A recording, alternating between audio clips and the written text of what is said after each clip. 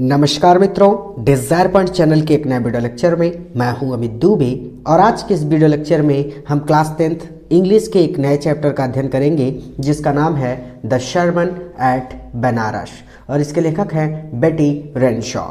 इस video lecture में आगे बढ़ने से पहले मैं आप सबसे एक छोटा सा प्रॉमिस करता हूं कि जब ये वीडियो लेक्चर कंप्लीट होगा तो आपके लिए ये चैप्टर धुआं होने वाला है। यानी इस चैप्टर को आज मैं बहुत ही बारीकी से और बहुत सरल शब्दों में आपको पढ़ाने वाला हूं और आज के बाद ये चैप्टर आपके लिए बहुत ही ज़्यादा आसान हो जाएगा। चलिए सबसे पहले चैप्टर के नाम की बात करें तो चैप्टर का नाम है द शर्मन। शर्मन का मतलब होता है उपदेश। एट बनारस, बनारस में, तो बनारस में उपदेश। कहानी कुछ ऐसी है कि जो गौतम बुद्ध ने बनारस में अपना पहला उपदेश दिया था उसी के बारे में आपको ये पूरा चैप्टर पढ़ना है। ठीक है, चलिए अपने चैप्टर पर चलते हैं क्योंकि ये चैप्टर बहुत बहुत बहुत ज़्यादा आसान है और इस चैप्टर में आपको पढ़कर एक बड़ी सीख मिलेगी। ठीक है, चलिए अपने चैप्टर पर चलते हैं। चैप्टर हमारा यहाँ से स्टार्ट होता है। क्या कहते हैं कि गौतम बुद्धा, या चैप्टर मैंने पहले बताया कि ये गौतम बुद्ध के जीवन की एक घटना के बारे में ये चैप्टर है। ठीक है, तो गौतम बुद्धा यानी गौतम बुद्ध और उनका जीवन काल है यहाँ पे कि 563 ईसा पूर्व से 483 ईसा पूर्व। ठीक है, ये उनका जीवन काल था। ठीक है, तो गौतम बुद्ध 563 ईसा पूर्व से 483 ईसा पूर्व बिगिन लाइफ ने अपना जीवन शुरू किया एज अ प्रिंस, एक राजकुमार के रूप में, नेम्ड सिद्धार्थ गौतम, और उनका नाम सिद्धार्थ गौतम था। तो इसको आप ऐसे भी पढ़ सकते हैं। अब आप इसको साइलेंट कर दीजिए सीधा सीधा कि गौतम बुद्ध ने सिद्धार्थ गौतम नामक राजकुमार के रूप में बिगिन लाइफ अपना जीवन शुरू किया इन नॉर्थन इंडिया। नॉर्थन इंडिया का मतलब उत्तरी भारत में। ठीक है, तो ये हो जाएगा गौतम बुद्ध ने नॉर्थन इंडिया, उत्तरी भारत में सिद्धार्थ गौतम नामक राजकुमार के रूप में बिगिन लाइफ अपना जीवन शुरू किया। क्लियर? एट 12 वर्ष की आयु में ही वाज सेंट, उन्हें भेज दिया गया अवे, सेंट अवे, उन्हें भेज दिया गया फॉर स्कूलिंग, अध्ययन करने के लिए। 12 वर्ष की आयु में उन्हें अध्ययन करने के लिए भेज दिया गया। किसका अध्ययन करने के लिए? इन द हिंदू धर्म के सैक्रेड, पवित्र स्क्रिप्चर्स, ग्रंथों का। 12 वर्ष की आयु में उन्हें हिंदू धर्म के पवित्र ग्रंथों का अध्ययन करने के लिए सेंट अवे, बाहर भेज दिया गया। एंड 4 years लेटर, और 4 साल बाद ही रिटर्न होम, वो वापस घर लौटे, टू मैरी अ प्रिंसेस, एक राजकुमारी से विवाह करने के लिए। और 4 साल बाद एक राजकुमारी से विवाह करने के लिए रिटर्न होम, वह घर वापस लौटे। दे हैड अ सन, उनका एक बेटा हुआ। एंड लिव्ड फॉर, और उन्होंने अपना जीवन जिया फॉर 10 years, 10 सालों तक, एज बीफिटेड रॉयल्टी, राजसी ढंग से, और 10 सालों तक राजसी ढंग से उन्होंने अपना जीवन यापन किया या फिर अपना जीवन जिया। ठीक है, तो उनका एक बेटा हुआ और 10 वर्षों तक उन्होंने राजसी ढंग से अपना जीवन यापन किया। क्लियर? यहां तक रिवीजन कर लें। चलिए कोई दिक्कत नहीं, आगे चलते फिर रिवीजन करेंगे। ठीक है, at about the age of 25, at about, लगभग द एज, आयु में, ऑफ 25 वर्ष की, लगभग 25 वर्ष की आयु में, द प्रिंस, राजकुमार, हेयर टू फोर, जिसे अब तक सील्डेड, बचा कर रखा गया था या फिर सुरक्षित रखा गया था, फ्रॉम द सफरिंग्स, कष्टों से, ऑफ द वर्ल्ड, संसार के, जिसे अब तक संसार के कष्टों से सुरक्षित रखा गया था। वाइल आउट हंटिंग, जब वो हंटिंग पर गया, जब वह शिकार खेलने के लिए गया, chanced upon a sick man, chanced upon, तो उसकी मुलाकात हुई, अ सिक मैन, एक बीमार आदमी से। तो उसने एक बीमार आदमी को देखा या फिर उसकी मुलाकात एक बीमार आदमी से हुई। चलिए इसको ऐसे ही पढ़ लीजिए कि उसने एक बीमार आदमी को देखा। देन एन एज्ड मैन, फिर उसने एक एज्ड मैन को देखा, एक बूढ़े व्यक्ति को देखा। Then the funeral procession, procession, देखिए फ्यूनरल मतलब अंतिम संस्कार जो होता है, और उसका प्रोकेशन होता है यानी अंतिम संस्कार के लिए उस बॉडी को ले जाते हैं, जलाते हैं, वो सारी चीजें। ठीक है, और देन अ फ्यूनरल प्रोकेशन, फिर उसने एक फ्यूनरल प्रोकेशन देखा, अर्थात फिर उसने एक अंतिम संस्कार के लिए जाते हुए शव यात्रा को देखा। ठीक है, फ्यूनरल मतलब अंतिम संस्कार, और प्रोकेशन उसका वही होता है कि अंतिम संस्कार के लिए उस बॉडी को लेकर जाते हैं। तो अंतिम संस्कार के लिए जाते हुए शव यात्रा, उस डेड बॉडी को लेकर जो बहुत सारे लोग चलते हैं तो उसको बोलते हैं शव यात्रा, ठीक है। तो शव यात्रा को देखा। एंड फाइनली अ मॉन्क, और फिर उसने अंत में और अंततः ऐसे कह लीजिए कि एंड फाइनली और अंततः अ मॉन्क, उसने एक मॉन्क को देखा, एक भिक्षुक को देखा, बेगिंग फॉर आल्म्स, भीख मांगते हुए। और अंत में उसने एक भीख मांगते हुए भिक्षुक को देखा। देखिए चांस्ड अपॉन, इसका मतलब होता है केम अक्रॉस बाई चांस, जो ऐसे ही आ जाए, ठीक है। केम अक्रॉस बाई चांस, कोई काम कभी कभी चांस वश हो जाता है, ऐसे ही हो जाता है वो चीज़। तो उसने देखा ये चीज़ें, ठीक है। वो शिकार खेलने के लिए गया था, गया किसी और काम के लिए था, लेकिन दिख कुछ और गया। क्लियर, रिवीजन कर लेंगे फिर आगे चलेंगे। गौतम बुद्ध ने इन नॉर्थन इंडिया, गौतम बुद्ध ने उत्तरी भारत में सिद्धार्थ गौतम नामक राजकुमार के रूप में अपना जीवन शुरू किया। 12 वर्ष की आयु में उन्हें हिंदू धर्म के पवित्र ग्रंथों का अध्ययन करने के लिए बाहर भेज दिया गया, और 4 साल बाद एक राजकुमारी से विवाह करने के लिए वो घर वापस लौटे। उनका एक बेटा हुआ और उन्होंने 10 सालों तक बीफिटेड रॉयल्टी, राजसी ढंग से अपना जीवन यापन किया। At about the age of 25, लगभग 25 वर्ष की आयु में द प्रिंस, यहाँ राजकुमार, जिसे अब तक संसार के कष्टों से बचा कर रखा गया था, जब वो बाहर शिकार खेलने गया था तो उसने एक बीमार आदमी को देखा, फिर उसने एक बूढ़े व्यक्ति को देखा, और फिर उसने अंतिम संस्कार के लिए जाते हुए शव यात्रा को देखा। एंड फाइनली अ मॉन्क, और फिर उसने अंततः उसने एक भिखारी को, उसने एक मॉन्क को, एक भिक्षुक को बेगिंग फॉर आल्म्स, भीख मांगते हुए देखा, और अंततः उसने एक भिखारी को भीख मांगते हुए देखा। These sights, इन दृश्यों ने शो मूव्ड हिम, उसे इतना मूव्ड कर दिया, इतना ज़्यादा प्रभावित कर दिया, इन दृश्यों ने उसे इतना ज़्यादा प्रभावित कर दिया दैट कि ही, वह एट वंस, तुरंत ही, वेंट आउट, बाहर चला गया, कि वह तुरंत चला गया इनटू द वर्ल्ड, संसार का दौरा करने के लिए, ठीक है, कि वह तुरंत संसार का दौरा करने के लिए चला गया, टू सीक एनलाइटमेंट, ज्ञान प्राप्त करने के लिए, कंसर्निंग द सैरो, इन दुखों के बारे में, इन दुखों के बारे में ज्ञान प्राप्त करने के लिए, ही जिसे उसने विटनेस्ड, देखा था, जिसे उसने देखा था। तो ये क्या हो जाएगा, देखिए इसको जोड़ लेंगे पूरा, नहीं तो पूरा का पूरा आप कंफ्यूज हो जाएंगे। These sites so moved him, इसका मतलब हो जाएगा कि इन दृश्यों ने उसको इतना प्रभावित कर दिया दैट ही एट वंस, कि वह तुरंत ही, once went out the world, इसको छोड़िए, seek alignment concerning the sorrow, जिन दुखों को ही हैड विटनेस्ड, उसने देखा था, उन दुखों के बारे में, सीक एनलाइनमेंट, ज्ञान प्राप्त करने के लिए, went out into the world, ज्ञान प्राप्त करने के लिए, went out into the world का मतलब हो जाएगा संसार का दौरा किया। पूरा जोड़ दिया, कंप्लीट हो गया, ठीक है। कि इन दृश्यों ने, तेजी से पढ़ लेते थोड़ा सा, कि इन दृश्यों ने उसको इतना प्रभावित कर दिया कि वह तुरंत ही उन दुखों के बारे में जिसे उसने देखा था, या फिर जिन्हें उसने देखा था, ज्ञान प्राप्त करने के लिए संसार का दौरा किया, अर्थात वो संसार के दौरे पर निकल गए। आप सभी जानते होंगे कि गौतम बुद्ध ने अपने परिवार को, अपने राजपाट को, सब कुछ छोड़ दिया, और वो अपने बच्चे को भी छोड़कर संसार के दौरे पर निकल गए थे, यानी ज्ञान प्राप्त करने के लिए निकल गए थे, ठीक है। चलिए, he had witnessed, he wandered for 7 years, वो 7 सालों तक wandered, भटकते रहे, वह 7 साल तक भटकते रहे, या फिर वह 7 साल तक घूमते रहे।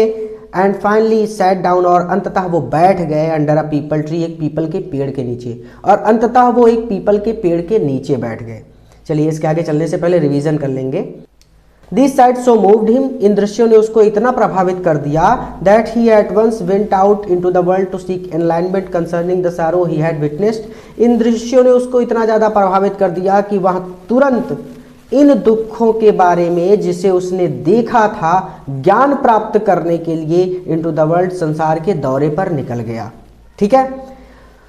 तो ये हो गया, ही वांडर्ड फॉर 7 years, वो 7 सालों तक भटकते रहे। And finally set down under a people tree, और फिर अंत में एक पीपल के पेड़ के नीचे बैठ गए। वेयर, जहाँ पर ही वोड, उन्होंने ये वो मतलब होता है प्रतिज्ञा करना। तो वेयर ही, वो वहाँ पर उन्होंने ये प्रतिज्ञा की टू स्टे की, वो वहीं पर स्टे रहेंगे, वो वहीं पर बैठे रहेंगे।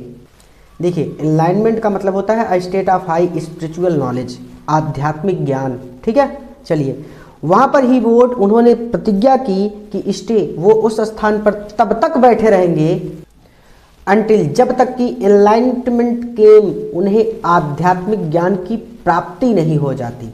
तो वहाँ पर उन्होंने शपथ ली कि वो उस स्थान पर तब तक बैठे रहेंगे जब तक कि उन्हें आध्यात्मिक ज्ञान की प्राप्ति नहीं हो जाती। एनलाइटेंड आफ्टर 7 डेज, देखिए एनलाइटेंड ज्ञान प्राप्ति के 7 डेज, 7 दिन आफ्टर बाद, ज्ञान प्राप्त करने के 7 दिन बाद ही रीनेम्ड, उन्होंने नाम दिया द ट्री, उस पेड़ को, द बोधि ट्री, बोधि पेड़। ज्ञान प्राप्ति के 7 दिन बाद उन्होंने उस पेड़ को बोधि वृक्ष नाम दिया। बोधि वृक्ष का मतलब होता है tree of wisdom, tree of wisdom का मतलब ज्ञान का पेड़। ठीक है, तो ज्ञान प्राप्ति के 7 दिन बाद उन्होंने उस पेड़ को या फिर उस वृक्ष को बोधि वृक्ष नाम दिया। और बोधि वृक्ष का मतलब होता है ट्री ऑफ विजडम, ज्ञान का पेड़। एंड बिगिन टू टीच, और बिगिन टू टीच, उन्होंने टीच करना शुरू कर दिया, उन्होंने सिखाना शुरू कर दिया या फिर शिक्षा देना शुरू कर दिया। एंड शेयर, और बांटना शुरू कर दिया, शेयर मतलब बांटना। तो एक तरह से कह सकते हैं कि उन्होंने begin to teach and share, यानी उन्होंने सिखाना शुरू कर दिया। ही इज न्यू अंडरस्टैंडिंग, अपने नए अंडरस्टैंडिंग को, अपने नए सिद्धांतों को। और फिर उन्होंने अपने नए सिद्धांतों की टीच एंड शेयर, शिक्षा देना शुरू कर दिया।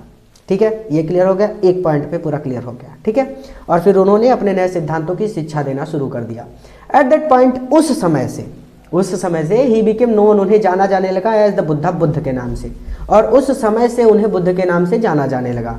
द अवेकेंड, बुद्ध का मतलब यहाँ पे लिखा है कि अवेकेंड, अवेकेंड का मतलब, जिसका मतलब है जागरूक, और द एनलाइटेंड या फिर ज्ञानी, जिसका मतलब होता है जागरूक अथवा ज्ञानी। और उस समय के बाद उन्हें बुद्ध के नाम से जाना जाने लगा, जिसका मतलब होता है जागरूक अथवा ज्ञानी। ठीक है, the Buddha preached his first sermon, Buddha ने प्रीच्ड दिया हिज फर्स्ट sermon, अपना पहला उपदेश। बुद्ध ने अपना पहला उपदेश दिया एट द सिटी में, शहर में, और बनारस। बुद्ध ने अपना पहला उपदेश, फर्स्ट sermon, अपना पहला उपदेश सिटी ऑफ बनारस में दिया। ठीक है, तो ये हो गया, बुद्ध ने अपना पहला उपदेश बनारस शहर में दिया। मोस्ट हॉली, ये सबसे पवित्र स्थान है। डिपिंग प्लेस का मतलब होता है, देखिए डिपिंग प्लेस का मतलब होता है बाथिंग, यानी गंगा नदी के किनारे जाकर लोग नहाते हैं ना, तो वो चीज़, वो यहाँ पर कहते हैं कि most holy of the dipping place, ये सबसे डिपिंग प्लेस है, सबसे हॉली का मतलब होता है पवित्र, डिपिंग प्लेस का मतलब हो जाएगा स्थान, ये सबसे पवित्र स्थान है on the river Ganga, Ganga नदी के किनारे। यह गंगा नदी के किनारे सबसे पवित्र स्थान है। आगे हो जाएगा इट रिफ्लेक्ट्स, गंगा, ठीक हो गया ये। दैट सरमन, और वह सरमन, वो उपदेश, हैज बीन प्रिजर्व्ड, वह उपदेश सुरक्षित है, एंड इज गिवन हियर, और यहाँ पर दिया गया है। अर्थात अब इस कहानी में आगे आप उसी उपदेश के बारे में पढ़ेंगे जो उपदेश उन्होंने दिया था। तो वहाँ उपदेश सुरक्षित है, प्रिजर्व्ड, वहाँ उपदेश सुरक्षित है, एंड इज गिवन हियर, और यहाँ पर दिया गया है। इट रिफ्लेक्ट्स, ये रिफ्लेक्ट करता है, ये प्रतिबिंबित करता है द बुद्धास विजडम, बुद्ध की विजडम को, बुद्ध की समझदारी को। अब बुद्धमानी कह देते तो आप कंफ्यूज होते, इसलिए समझदारी कहिए। अपोस्ट्रोफी इसका मतलब होता है काकी के, तो बुद्ध की समझदारी को, यह बुद्ध की समझदारी को प्रतिबिंबित करता है about one inscrutable kind of suffering. देखिए ये हो गया, इनस्क्योरेटेबल मतलब होता है something which can not be understood, जिसको समझा नहीं जा सकता, जो ना समझ है या फिर जो अनसमझा है। तो ये हो जाएगा इनसिक्योरेटेबल काइंड ऑफ सफरिंग, सफरिंग का मतलब होता है दुख, और इनसिक्योरेटेबल काइंड का मतलब हो जाएगा अनसमझा दुख। यहाँ बुद्ध की, ऐसे पढ़ लीजिए कि यहाँ एक अनसमझे दुख के बारे में बुद्ध की समझदारी को रिफ्लेक्ट करता है, प्रतिबिंबित करता है। रिवीजन कर लेंगे पूरा, फिर से कंप्लीट हो जाएगा। ज्ञान प्राप्ति के 7 दिन बाद उन्होंने उस वृक्ष का नाम बोधि वृक्ष रखा, जिसका मतलब होता है ज्ञान का पेड़। क्लियर हो गया। And began to teach and share his new understanding, और अपने नए सिद्धांतों की शिक्षा देना बिगिन शुरू कर दिया। एट दैट पॉइंट, और इस समय से ही बिकेम नोन एज बुद्धा, उन्हें बुद्ध के नाम से जाना जाने लगा, या फिर उस समय से उन्हें बुद्ध के नाम से जाना जाने लगा। द अवेकेंड, जिसका मतलब होता है जागरूक और एनलाइटेंड अथवा ज्ञानी। The Buddha preached his first sermon at the city of Banaras, Buddha ने अपना पहला उपदेश बनारस शहर में दिया, प्रीच्ड बनारस शहर में दिया, ठीक है। Most holy of the tipping place of river Ganga, देखिए यहाँ सबसे ज़्यादा पवित्र स्थान है रिवर गंगा नदी के किनारे, यानी यहाँ गंगा नदी के किनारे सबसे ज़्यादा पवित्र स्थान है। यह उपदेश हैज़ बीन प्रिजर्व्ड, सुरक्षित है, एंड इज गिवन हियर, और यहाँ पर दिया गया है। यहाँ उपदेश सुरक्षित है और यहाँ पर दिया गया है। यहाँ एक अनसमझे दुख के बारे में बुद्ध की समझदारी को प्रतिबिंबित करता है। चलिए अब कहानी को पढ़ते हैं। हमारी कहानी क्या है कि कीसा गौतमी, ठीक है, कीसा गौतमी एक लड़की का नाम है। तो Kisa Gotami had an only son, Kisa Gotami का केवल एक ही पुत्र था। एंड ही डाइड, और वह मर गया। इन हर ग्रीफ, अपने दुख में, सी कैरिड द डेड चाइल्ड, वह उस मृत बच्चे को कैरिड लेकर गई टू ऑल हर नेबर्स, अपने सभी पड़ोसियों के पास, ठीक है। और अपने दुख में वह उस मृत बच्चे को अपने सभी पड़ोसियों के पास लेकर गई। आस्किंग देम फॉर मेडिसिन, और वह उनसे मेडिसिन मांग रही थी, और वह सभी से दवा मांग रही थी, ठीक है। या फिर आप इसको ऐसे भी कह सकते हैं कि सभी से उसने दवा मांगी, ठीक है। आस्क मतलब पूछना भी होता है, तो आप इसको ऐसे भी कह सकते हैं कि सभी से उसने दवा पूछी, कि अर्थात कोई मर गया हो तो उसको कैसे जिंदा करे, इसको दवा बता दो, ठीक है। तो किसी भी तरह से कह सकते हैं, कोई गलती नहीं है, कोई गलती नहीं है, ठीक है। चलिए, देम फॉर मेडिसिन, सभी से उसने दवा पूछी। एंड द पीपल सेड, और लोगों ने कहा, सी हैज़ लॉस्ट हर सेंस, कि ये सेंस, इसने अपना सेंस लॉस्ट कर दिया है, अर्थात ये पागल हो गई है, या फिर ये अपना होश गवा बैठी है। द बॉय इज डेड, लड़का डेड हो गया है, लड़का मर चुका है, या फिर उसका बेटा मर चुका है। Kisa Gotami had only one son, sorry an only son, Kisa Gotami का एक ही पुत्र था। एंड ही डाइड, और वह मर गया। इन हर ग्रीफ, अपने दुख में, द डेड चाइल्ड, वह अपने मृत बच्चे को अपने सभी पड़ोसियों के पास ले गई। आस्किंग दिंग फॉर मेडिसिन, और उसने दवा पूछी। ऐसे भी कह सकते हैं कि उसने सभी से दवा पूछी। क्लियर? मैंने बहुत तेजी से पढ़ा दिया था, इसलिए मैं फिर से रिवीजन करा रहा हूँ। Clear? And the people said, और लोगों ने कहा, she had lost her senses, वो अपने होश गवा बैठी है, या फिर लोगों ने कहा कि वो पागल हो गई है। द बॉय इज डेड, लड़का मर चुका है। एट लेंथ, अंत में या फिर आखिरकार, कीसा गौतमी मेट मिली, कीसा गौतमी की मुलाकात हो गई। मैंने एक ऐसे व्यक्ति से, हु रिप्लाइड, जिसने उत्तर दिया, टू हर रिक्वेस्ट, उसकी प्रार्थना का। और अंत में कीसा गौतमी की मुलाकात एक ऐसे व्यक्ति से हो गई, who replied to her request, जिसने उसकी प्रार्थना का जवाब दिया। आई कैन नॉट गिव, मैं नहीं दे सकता, द मेडिसिन, मैं मेडिसिन नहीं दे सकता, मैं दवाई नहीं दे सकता, फॉर दाई चाइल्ड, तुम्हारे बेटे के लिए। दाई मतलब तुम्हारे चाइल्ड, बेटे के लिए, तुम्हारे बेटे के लिए। I can not give the medicine, दी लगाए, दी का मतलब द मेडिसिन, यानी मैं तुम्हारे बेटे के लिए दवाई नहीं दे सकता। बट लेकिन आई नो, मैं जानता हूँ, अब फिजिशियन, एक डॉक्टर को, हु कैन, जो दे सकता है। लेकिन मैं एक ऐसे डॉक्टर को जानता हूँ, हु कैन, जो दवाई दे सकता है। एंड द गर्ल सैड, और उस लड़की ने कहा, प्रे, कृपया करके, टेल मी, मुझे बताइए। लड़की ने कहा कि कृपया करके मुझे बताइए, सर, श्रीमान जी, कृपा करके मुझे बताइए, हु इज इट, कि वह डॉक्टर कौन है। एंड मैन रिप्लाइड, और उस व्यक्ति ने उत्तर दिया, गो टू शाक्य मुनि के पास जाओ। द बुद्धा, तो इसको, बुद्ध को ही शाक्य मुनि कहा गया है यहाँ पर, तो आप इसको ऐसे पढ़ लीजिएगा, शाक्य मुनि, द बुद्धा, बुद्ध के, गो टू, पास जाओ, शाक्य मुनि, बुद्ध के पास जाओ। पूरा रिवीजन कर ले, क्योंकि डाउट्स नहीं होना चाहिए, यहाँ तक पढ़ा दिया था। आखिरकार कीसा गौतमी को एक ऐसा व्यक्ति मिला जिसने उसकी प्रार्थना का उत्तर दिया। उससे क्या कहता है कि आई can not give the medicine for your child, मैं तुम्हारे बेटे के लिए दवा नहीं दे सकता, मैं तुम्हारे बेटे के लिए दवाई नहीं दे सकता हूँ। But I know a physician who can, लेकिन मैं एक ऐसे डॉक्टर को जानता हूँ जो दवाई दे सकता है। एंड द गर्ल सेड, और उस लड़की ने कहा, प्रे टेल मी सर, श्रीमान जी, कृपया करके मुझे बताइए, हु इज इट, कि वह डॉक्टर कौन है। एंड द मैन रिप्लाइड, और उस व्यक्ति ने कहा, गो टू शाक्य मुनि द बुद्धा, शाक्य मुनि, बुद्ध के पास जाओ। आगे हम चलेंगे अपनी कहानी में। कीसा गौतमी रिपेयर्ड टू बुद्धा, कीसा गौतमी बुद्ध के पास गई एंड क्राइड और चिल्लाई। भाई उसका बेटा मर गया था तो चिल्ला चिल्ला के वो कह रही थी, मतलब एकदम गिड़गिड़ा रही थी, ठीक है। लॉर्ड एंड मास्टर, लॉर्ड भगवान एंड मास्टर और स्वामी, ठीक है, मास्टर मतलब स्वामी, तो भगवान और स्वामी, गिव मी द मेडिसिन, मुझे दवा दे दीजिए, दैट जो विल क्योर, ठीक कर दे माय बॉय, मेरे बेटे को, जो मेरे बेटे को ठीक कर दे। भगवान और स्वामी मुझे वह दवा दे दीजिए जो मेरे बेटे को ठीक कर दे। द बुद्धा आंसर्ड, बुद्ध ने उत्तर दिया, I want a handful of mustard seed. Mustard seed का मतलब होता है सरसों के बीज, ठीक है। तो आई वांट, मुझे चाहिए हैंडफुल, एक मुट्ठी, मस्टर्ड सीड सरसों के बीज, मुझे एक मुट्ठी सरसों के बीज चाहिए। एंड वेन, और जब द गर्ल, उस लड़की ने, इन हर जॉय, प्रसन्नता में, प्रॉमिस्ड, वादा किया, टू प्रोक्योर इट, इसे लाने का, और जब लड़की ने बड़ी प्रसन्नता के साथ प्रोक्योर इट, इसको लाने का प्रॉमिस्ड, वादा किया, और जब लड़की ने बड़ी प्रसन्नता के साथ इसको लाने का वादा किया, भाई सबके घर में सरसों मिल जाएगी, आपके घर में मिल जाएगी, मेरे घर पे मिल जाएगी। कोई आपसे मांगे कि भैया हमको एक मुट्ठी सरसों का बीज दे दीजिए, हम आपको बहुत सारा पैसा दे देंगे, आप तुरंत बोलोगे कि बस लेके आया, मैं जा रहा हूँ, ठीक है। तो वो हालत उसके साथ भी थी, बड़ी प्रसन्न हुई कि चलो भाई सरसों के बीज दे दिए तो बेटा ठीक हो जाएगा, ठीक।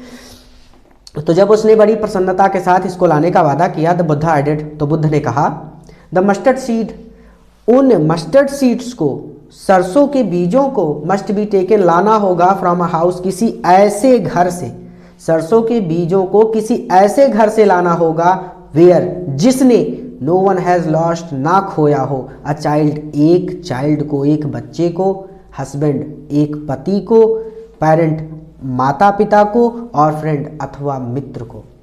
सरसों के बीजों को उस घर से लाना होगा जिसने किसी बच्चे को, पति को, माता पिता को अथवा मित्र को लॉस्ट, खोया ना हो, अर्थात जिसके घर में किसी बच्चे की मृत्यु ना हुई हो, या फिर किसी पति की मृत्यु ना हुई हो, या फिर माता पिता की मृत्यु ना हुई हो, या किसी मित्र की मृत्यु ना हुई हो, ऐसे घर से सरसों के बीज लाना, ठीक है। चलिए, Kisa Gotami repaired to the Buddha and cried, Kisa Gotami Buddha के पास गई और चिल्लाई, भगवान और स्वामी, कृपया करके मुझे वो दवा दे दीजिए जो मेरे बेटे को ठीक कर दे।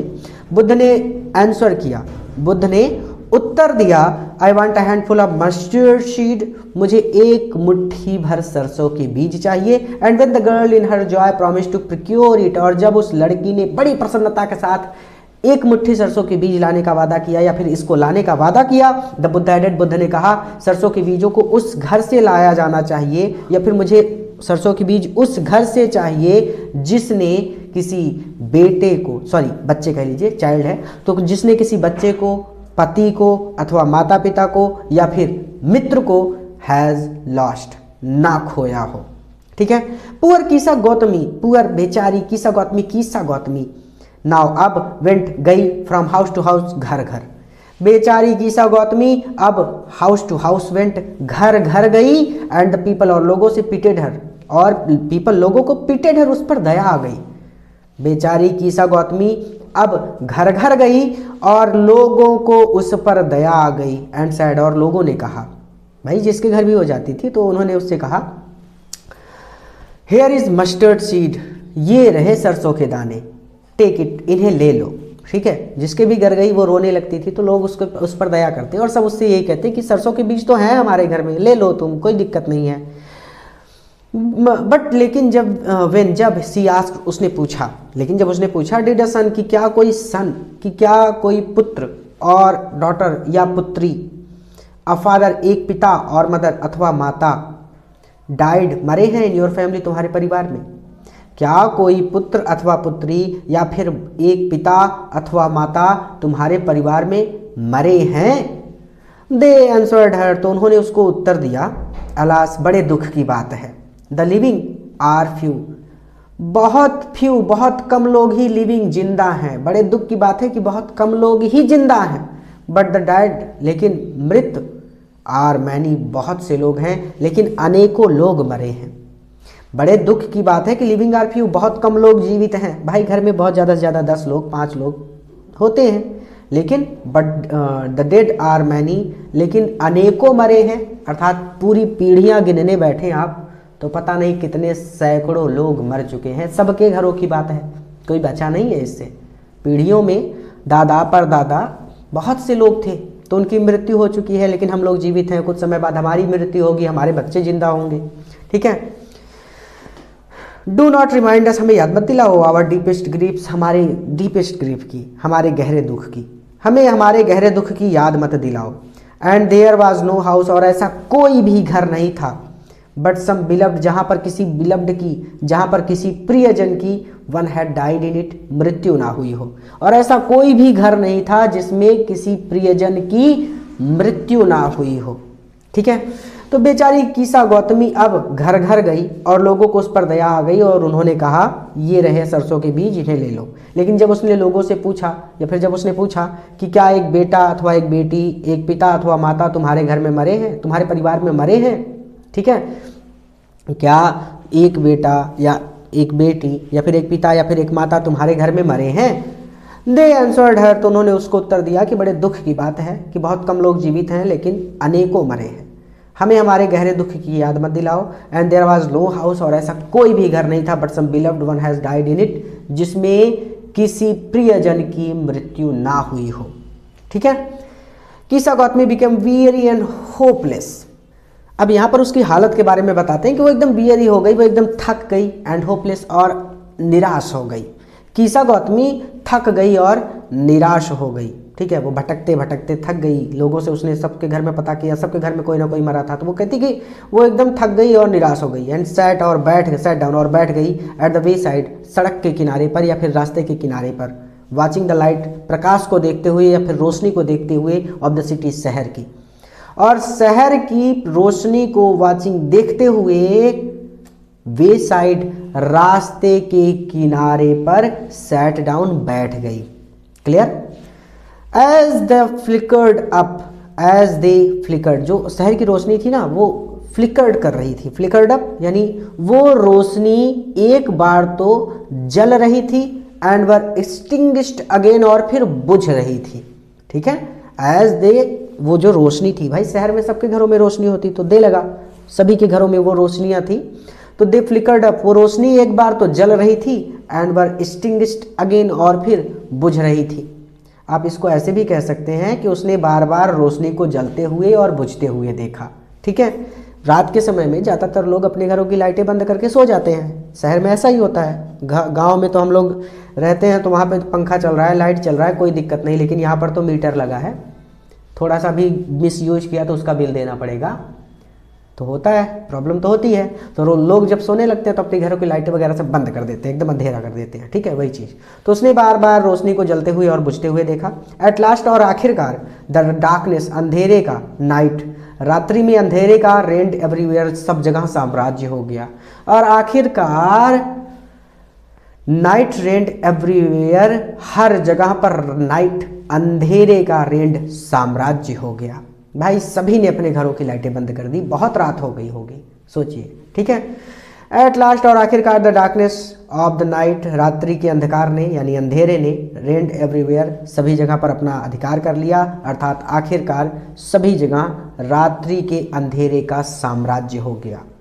And she considered the faith of man, see, उसने कंसिडर, सोचा, द फेथ, भाग्य के बारे में, ऑफ मैन, इंसान के या फिर व्यक्तियों के, और उसने व्यक्तियों के भाग्य के बारे में सोचा, दैट कि देयर लाइफ्स, उनका जीवन भी फ्लिकर, सब जलता है, एंड आर एक्सटिंग्विश्ड अगेन, और फिर बुझ जाता है, अर्थात लोग जिंदा होते हैं यानी पैदा होते हैं, कुछ समय तक जीवित रहते हैं और फिर मर जाते हैं, तो उनका जीवन भी जलता है और फिर थोड़े समय बाद बुझ जाता है।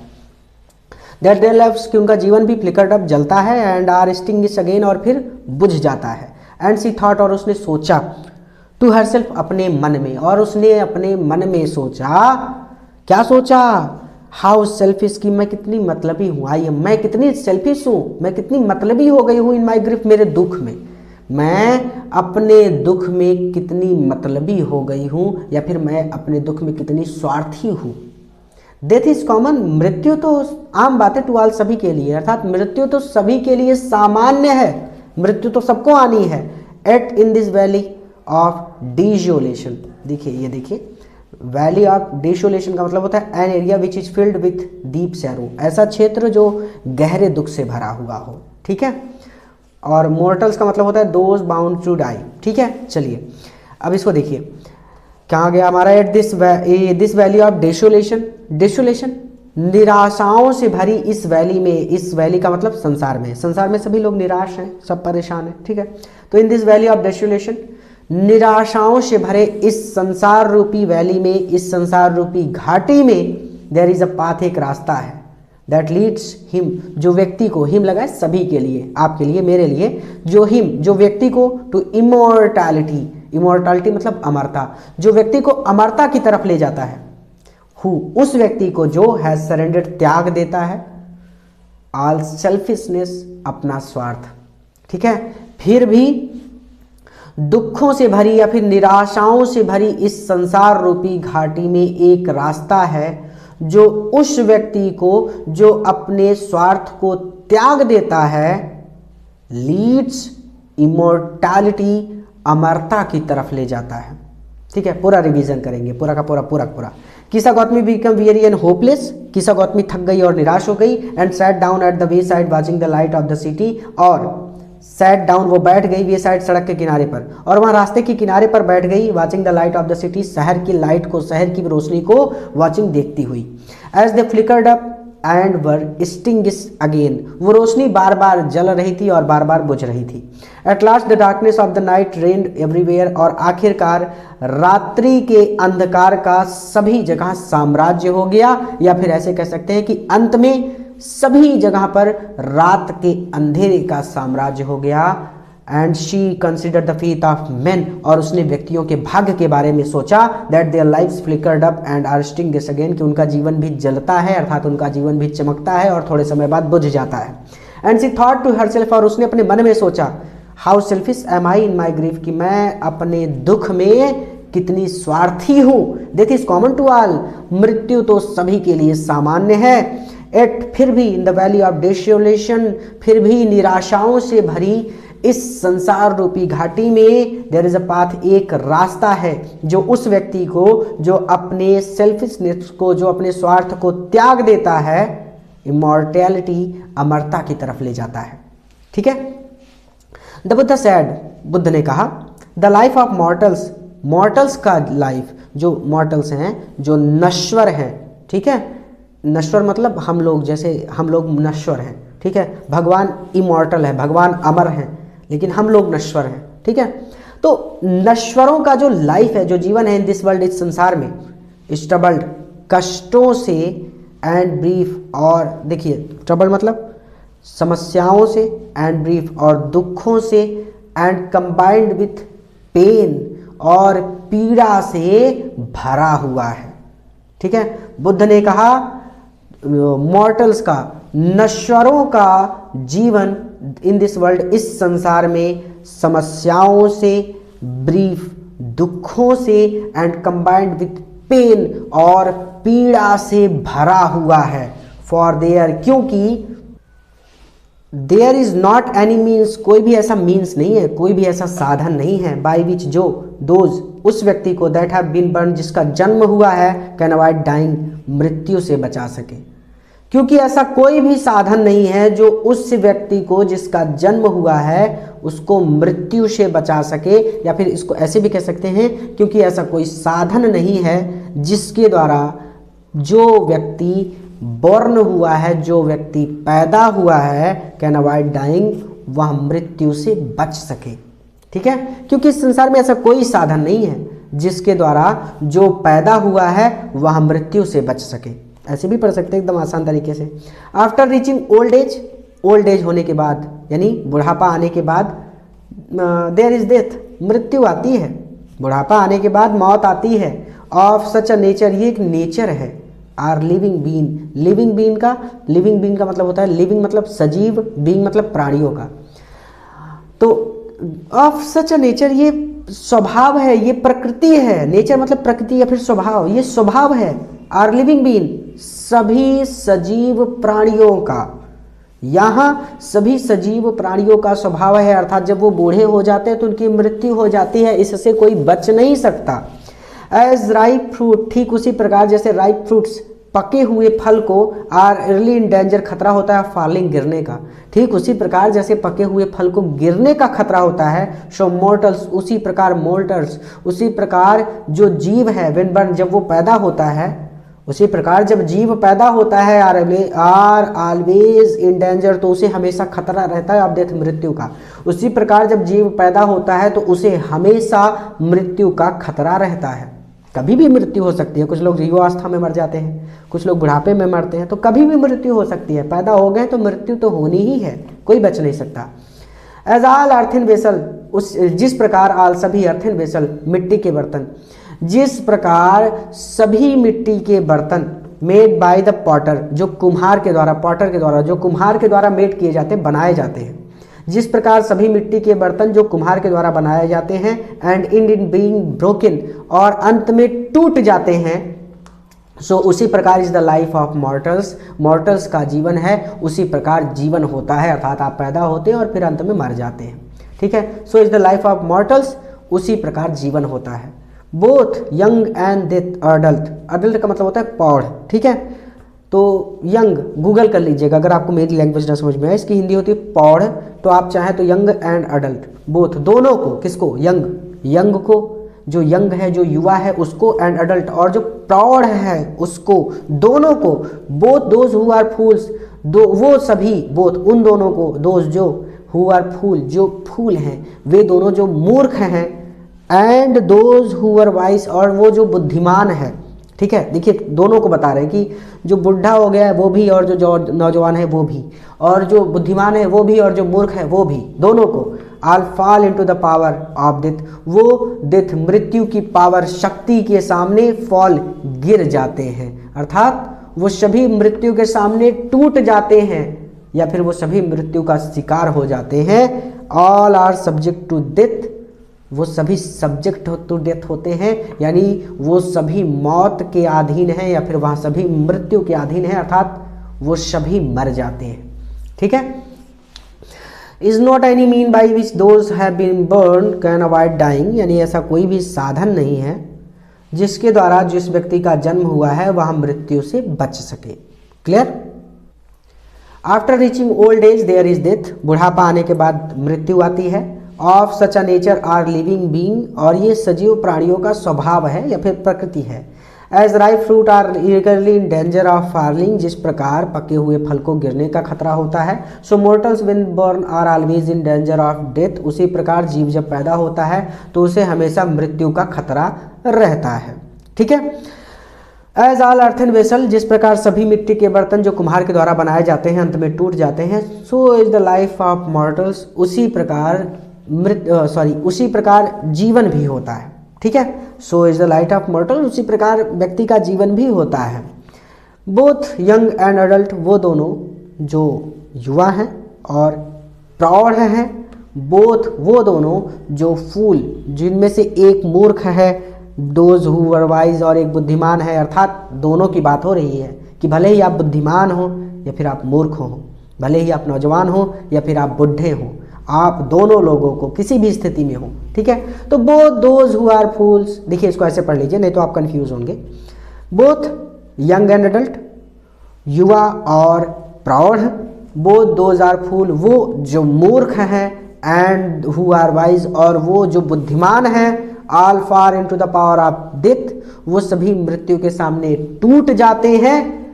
All are subject to death, वो सभी मौत के अधीन हैं या फिर वो सभी मृत्यु का शिकार बनते हैं। अब दोज, वो लोग, हु, जो, वे लोग जो, या फिर वे लोग जिन पर ओवरकम बाय डेथ, मृत्यु ओवरकम कर लेते हैं, जिन पर मृत्यु विजय प्राप्त कर लेती है। अब दोज, उन लोगों पर, हु, जिन पर ओवरकम बाय डेथ, मृत्यु विजय प्राप्त कर लेती है या फिर मौत विजय प्राप्त कर लेती है। वे लोग जिन पर मौत विजय प्राप्त कर लेती है, डिपार्ट फ्रॉम लाइफ, वो जीवन से डिपार्ट हो जाते हैं, वो जीवन से चले जाते हैं। A father can not save his son, एक पिता कैन नॉट सेव, बचा नहीं सकता हिज सन, अपने बेटे को। एक पिता अपने पुत्र को नहीं बचा सकता है। नॉर किंग्समैन, और ना ही भाई बंधु, देयर रिलेशंस, अपने रिश्तेदारों को बचा सकते हैं। मार्क याद रखो या फिर मार्क कर लो, ध्यान रखो। आप बुक में कोई चीज़ पढ़ते हैं तो आप उसको मार्क करते हैं ना, तो वो चीज़ मार्क ध्यान रखो। वाई रिलेटिव्स आर लुकिंग, जब रिलेटिव्स लुकिंग होते हैं, जब रिश्तेदार जो होते हैं वो लुक कर रहे होते हैं, देख रहे होते हैं, ऑन एन लैमेंटिंग डीपली, और गहन लैमेंट कर रहे होते हैं, डीपली गहन लैमेंटिंग बिलाप कर रहे होते हैं। याद रखो या फिर ध्यान रखो, जब रिश्तेदार देख रहे होते हैं और गहन बिलाप कर रहे होते हैं, वन बाय वन मॉर्टल्स, एक एक करके मॉर्टल्स, सभी लोग आर कैरिड ऑफ, चले जाते हैं। कहने का मतलब आज किसी की मृत्यु हुई है, आप लोग विलाप कर रहे हैं, किसी दिन किसी और की मृत्यु हो जाएगी, फिर विलाप करेंगे, फिर किसी और की, फिर किसी और की, यानी उस सभा में जितने भी रिश्तेदार हैं वो सभी एक ना एक दिन मर जाएंगे। भले ही उनमें से आज एक रो रहा है, हो सकता है कल उसका ही नंबर लग जाए, वही निपट जाए उसी को मृत्यु उठा ले जाए। हम पढ़ा रहे हैं, हमको भी कुछ हो सकता है, किसी को भी कभी भी कुछ भी हो सकता है, ठीक है, मृत्यु के अधीन है सब, ठीक है। तो one by one mortals are carried off, एक एक करके सभी लोग चले जाते हैं, यानी एक एक करके सभी लोगों की मृत्यु हो जाती है। लाइक एन ऑक्स, ठीक उसी प्रकार जैसे एक ऑक्स को, एक बछड़े को या फिर एक बैल को, डेट इज लेड, ले जाया जाता है टू द स्लॉटर, कसाई के पास, ठीक उसी प्रकार जैसे एक बछड़े को कसाई के पास काटने के लिए ले जाया जाता है, ठीक है, यानी बछड़े के पास कसाई गया तो कसाई के पास बछड़ा गया तो उसको काट देते ना, उसकी मृत्यु, उसकी हत्या कर दी जाती है। तो उसी तरह से मृत्यु भी है, वो किसी को नहीं बख्शेगी, वो सबकी मृत्यु अपने साथ सबको लेकर जाएगी, ठीक है। तो ये सामान्य सी बात है, इसमें विलाप नहीं करना, वो कह रहे हैं, ठीक है। चलिए बहुत ज़्यादा ज्ञान हो रहा है, चैप्टर पर चलते हैं, अपने चैप्टर कंप्लीट करते हैं। ये हम लोग कहाँ पर थे, हमारा चैप्टर उधर चला गया, sorry, it that are not saved by, तो भटक गए थे हम लोग। चलिए पूरा शुरू से ही देख लेते हैं। One of those who overcome bye death, वो लोग जिन पर मृत्यु विजय प्राप्त कर लेती है, डिपार्ट फ्रॉम लाइफ, वो जीवन से चले जाते हैं। A father can not save his son, एक पिता अपने पुत्र को नहीं बचा सकता। नॉर किंग्समैन देयर रिलेशंस, और ना ही भाई बंधु अपने रिश्तेदारों को बचा सकते हैं। मार्क याद रखो या फिर ध्यान रखो। While relatives are looking on, जब रिश्तेदार देख रहे होते हैं, लैमेंटिंग डीपली, और गहन विलाप कर रहे होते हैं। One by one immortals are carried off, एक एक करके सभी लोग चले जाते हैं, अर्थात एक एक करके सभी की मृत्यु एक ना एक दिन हो ही जाती है। लोग देखते रहते हैं और लोग मरते रहते हैं, ठीक है। तो लाइक एन ऑक्स, ठीक उसी प्रकार जैसे एक बैल को लेट टू द स्लॉटर, कसाई के पास काटने के लिए ले जाया जाता है, ठीक है। So the world is afflicted with death and decay, so इसीलिए द वर्ल्ड, यहाँ संसार जो है ना वो अफ्लिक्टेड विथ डेथ, मृत्यु, एंड डिके, और पतन से एफ्लिक्टेड, पीड़ित है। इसीलिए यहाँ संसार मृत्यु और पतन से पीड़ित है, यानी यहाँ पर लोग मरते रहते हैं, लोगों का पतन होता रहता है, ठीक है। देयरफॉर, और इसीलिए द वाइस, बुद्धिमान लोग, डू नॉट ग्रीव, शोक नहीं मनाते। Knowing the terms of the world, knowing क्योंकि वो जानते हैं, द टर्म्स नियम को, ऑफ द वर्ल्ड संसार के, क्योंकि वो संसार के नियम को जानते हैं। और इसीलिए बुद्धिमान लोग शोक नहीं मनाते, क्योंकि वो संसार के नियम को जानते हैं। क्लियर हो गया, मैंने रिवीजन करा ही दिया था क्योंकि मैं भटक गया था।